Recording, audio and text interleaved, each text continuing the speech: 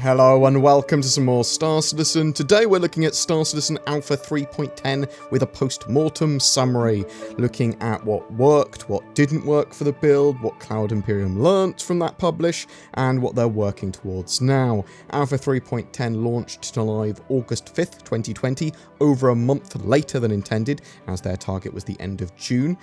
This was due to a mixture of things from the change to working from home and the lockdown, and some major updates to the flight model and other features just taking longer than they had intended in the testing phase. Environments had quite a few changes and additions in 3.10. Grimhex had received updates to make it more in line with a fully featured landing zone, adding internal hangars, including big ones that you can spawn all of your ships at now at that landing zone, which is absolutely fantastic. They added the racing and betting area here as well, with no gameplay yet. Eventually, mission giver Luca Bront will be there, as well as the ability to bet and participate in persistent universe races around Yella's asteroid field. They're currently laying the foundations for future mission content there. They also updated the hangars on Microtech to the high-tech AeroView branded ones, similar to what we have in the hangar module, if you've got an AeroView hangar anyway, more appropriate to the area basically. Expect more hangar brands in the future and additions to these current hangars with more props and that sort of stuff. Just next to some of those new hangars, they added a novelty item store where you can pick up Pico the Penguin, a plushie that's interactable and it's become surprisingly popular around the verse. Expect more silly things like Pico and Star Kitten and stuff like that in the future. These items will be partly for customization of player ships and habs, but might have some function in the future. Some of them are just going to be flair items though. Again, on Microtech and New Babbage, the factory line store was introduced with a super high-tech campus vibe. They tested out sort of large animated screens, curved stairs, new shop items, mobiGlas variants, and how AI and players would move around a new shape of social structure. These sort of really cool looking areas at this stage are really useful for them to go, well, actually this works, this doesn't work, how do we need to get the AI working around this area, how do we build these shapes into other structures and areas and that sort of stuff. They are going to be adding Microtech field rep mission givers here eventually at some point as well, and new shopping items too. Planets themselves received increased resolution to their height maps, allowing for more detail in general. As part of the process, they needed to redrop all the ground locations that were in game, so that took a lot of time, and this was everything from landing zones to derelicts to points of interest. This is actually the first step in a multi-stage initiative to implement Planet Tech features as they come online as well, so expect more exciting improvements soon, they've said.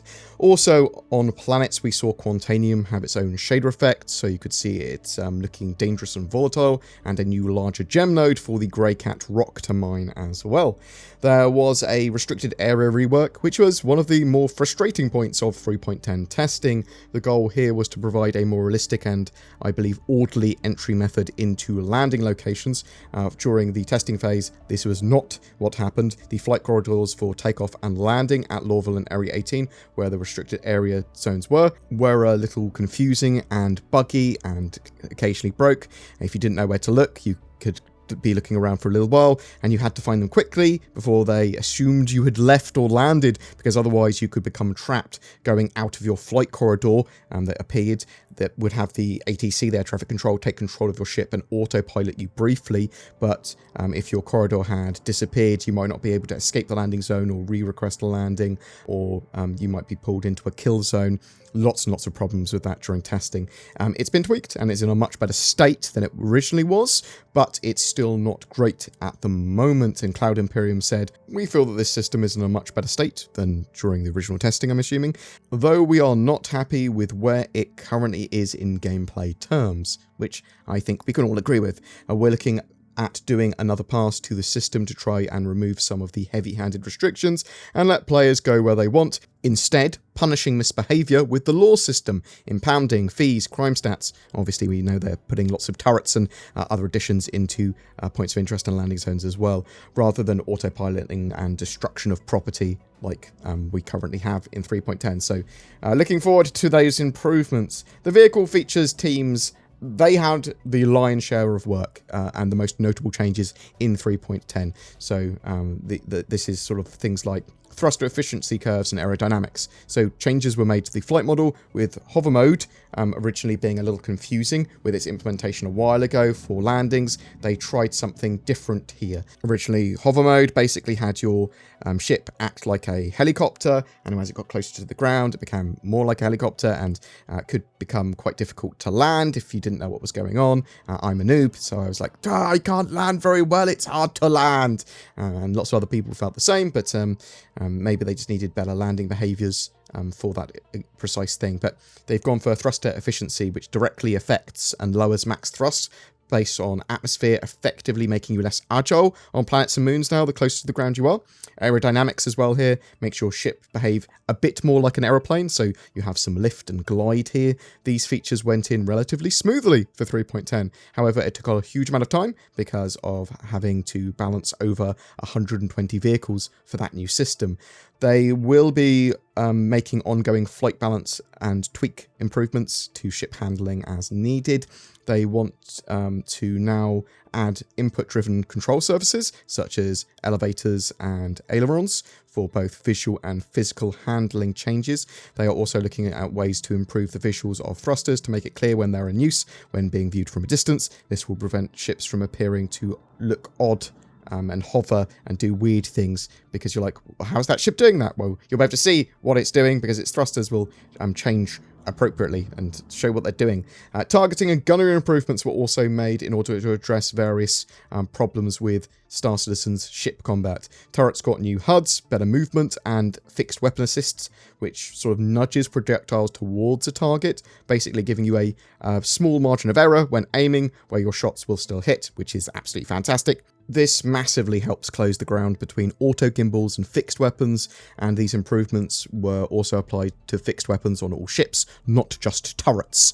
So you still get the sort of nudging and the more accurate, less unforgiving sort of fire methods when you're using fixed weapons. And yeah, they're now competitive with auto gimbals. During early testing with that, they actually seemed to feel that turrets had become overpowered, which they then dialed back. Now fixed weapons certainly are very powerful and competitive with auto gimbals, which is nice, and turrets are very deadly, but I still think they could actually be better. There are issues with synchronization of projectiles, which they will be further improving in future patches. Targeting changes saw a huge amount of work. They totally overhauled everything in testing for ship combat, and basically sort of like tweaked loads, made a huge amount of changes, and then reined it back and merged it with what we currently had before. So it went through a huge amount of testing here and lots of different methods, but one of the goals was to clean up the clutter and make the UI look better, which they actually seem to do pretty well with its release. So you can now see targets passively on your radar, as long as you've detected them in some way, and then target them if they're in your front view cone of your ship. Now, there aren't dozens of targeting reticles everywhere anymore. I can't even say targeting reticles everywhere. They streamlined the process to essentially have this automatic selection with the ability to lock and pin, but also a huge amount of additional manual changes and additions you could do to the targeting system, so you can set loads of different keys to do lots of different functions as well now if you want to go a bit beyond. They will be improving target cycling in the future with information on the 3D radar display, alongside having selectable targets show on target status MFDs, multifunction displays, but the ability to quickly target a ship is there now, and for players wanting to manually bind a load of keys and wanting a bit more control to targeting, that is also doable. They added and improved bits of the HUD for displaying what your gimbals are doing, added 3D reticles and pips, and added a thruster meter. In the future, they're going to improve the visibility of 3D elements on the HUD by enabling them to use the same dynamic brightness feature that they have on the 2D elements. The high-speed combat feature in 3.10 is there to discourage and add vulnerabilities to high-speed combat. They actually had loads of ideas for this, but they rested here on increasing missile lock times and decreasing auto gimbal slew speeds and sort of gimbal rates when you're going very, very, very fast above your SCM speeds. So that's not actually that much. In the future, they want to add more restrictions, like using capacitors on weapons, thrusters, and shields to make players consider which of these three resources they want to use for maximum effect, with the power triangle managing this. They also added the first ground mining vehicle into the game, the Greycat Rock. The gathering beam on the vehicle looked like the extraction beam on other mining ships, but it's actually a proper tractor beam that pulls in mineable gems. tractor beam tech like this will be used for, well, tractor beams and salvage and other mechanics that make use of tractor beams. There were issues with the rock's capacity, which they solved in 3.10.1, and they are allowing interactions with its cargo container in 3.11, so you can move items in and out of it. The rock is very good at making money currently in the game, and it looks like it's in quite a good place for new content coming down the road as well. And finally, let's look at some character and AI updates. Body dragging will eventually be an important part of medical and bounty hunter or capture gameplay. The initial implementation of this in 3.10 saw dead bodies or knocked out characters being able to be dragged by players, but they also have the ability to use one of their hands at the same time to defend themselves or interact with the world while dragging. They are also working on the stickiness now of body dragging, so you don't randomly drop the bodies and they pull them more appropriately. Also, they want better visuals because body dragging was hand keyed rather than mocapped due to the lockdown situation. So, electron damage. This is the first in a new line of exotic damage types that have been added to the game, mixing electronic, distortion, and stun damage all together, and this is going to be done in different ways based on the weapons that they're using that damage. So at the moment, for 3.10, we had the Lightning Bolt Co. pistol and sniper rifle, which added a sort of debuff onto a character, or buff, whatever you want to see it as, but if they got shot again, an electron AoE pulse effect would come out from them and detonate from them, causing more damage to them and people nearby. It'd also make your HUD glitchy. They're working on non-lethal weapons using electron damage, and now AI are a little bit more aware of what's going on around them. They've done some tweaks here, as long as the servers aren't deteriorating and they're not imploding. AI will push players if they're using a shotgun, if the AI is using a shotgun, closing the distance to make use of their weapon more appropriately, or acting more cautiously if they're armed with a rifle, choosing to fire from a distance. This is going to be very cool once we have the new force reactions in for 3.11, with close range blasts from shotguns knocking characters down, but also being able to hopefully get AI to break cover more appropriately when you throw a grenade at them and knocking them to the floor, and that sort of stuff with those force reactions as well. Cover usage improvements for AI were also rolled out in 3.10 in an attempt to make AI use cover beyond items that were over 1.25 meters tall.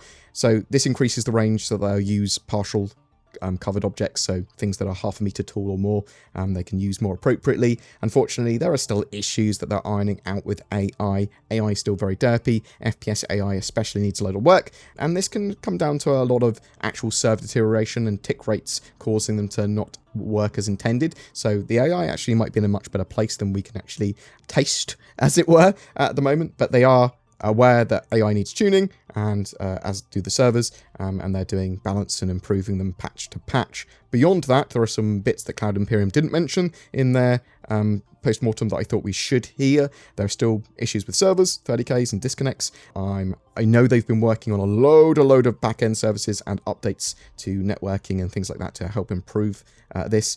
Actually, in 3.10.2, the latest 3.10 build, I haven't had very many disconnects or 30Ks. Very few. In fact, I'd say it's probably the most stable build I've ever had. That's not going to be true of everyone, but it is for me. Desync is very annoying at the moment as well. So trying to do competitive PvP or some of the PvE combat with multiple players is a little annoying if you're out of Arena Commander. Arena Commander works pretty well, admittedly, but the most major problem in the current sort of like combat model is missile spam, and they're addressing missiles and countermeasures in 3.11, and they're going to do a much larger overhaul to all of this in 2021, early 2021, they've said, so that's a good thing. But missiles are quite hard to avoid. They're very cheap. You can just reclaim, ship and get all your missiles back, and people just spam huge amounts of them at players, and yeah, as they're quite hard to avoid, you can just obliterate players, and it doesn't feel skillful or even risk reward or even costly to do. Just, well, I'll do that and then reclaim my ship and got my missiles back, and that's not great.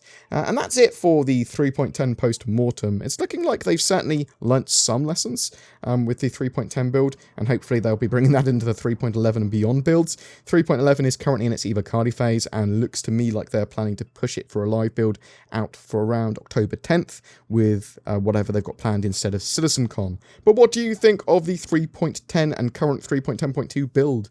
What do you think of the flight model changes? Are you worried that the content for 3.11 is looking a little light? What did you like? What did you not like from 3.10? Whatever your thoughts, I'd love to hear from you in the comments below. Also, in addition to any other giveaways that we got going on with the Talon and all that sort of jazz, I also give someone randomly in the comments an Avi's helmet, the bird helmet, because I've got loads of them to give away. So someone random below, just make a comment. What am I shilling for today, I hear you ask? Do you hate it when people steal all of your money and your house over the internet? I know I do. NordVPN may have been invented by wizards to help protect your personal data from the prying eyes of the dark web, a sinister cabal of technomancers that grow in power the more they know about your browsing habits. The true story of NordVPN's origins are unknown and lost to the ages, and without using facts, no one really knows how it provides more accessibility to otherwise censored websites or a safer security experience for all that use it. All I know is that it does, and that when you sign up to it, the power level of my bank account grows, and I use it, and maybe you should too. Every month we have a giveaway for a Star Citizen ship. For this month of September, it's for the Talon Light Fighter, the Battlebird Glass Cannon. Just comment on any of my videos made during September 2020 to be in for a chance of winning that. That ship should be flyable by the end of the year. If you'd like to further support the channel, there is Patreon or YouTube channel memberships via the join button down below. That will net you some exclusive content each month, but sharing videos, liking, subscribing, dinging the bell, as well as commenting and giving feedback really does help the channel to grow and give me an idea of what you guys want. Thanks very much for watching. You take care, and I'll see you in the verse.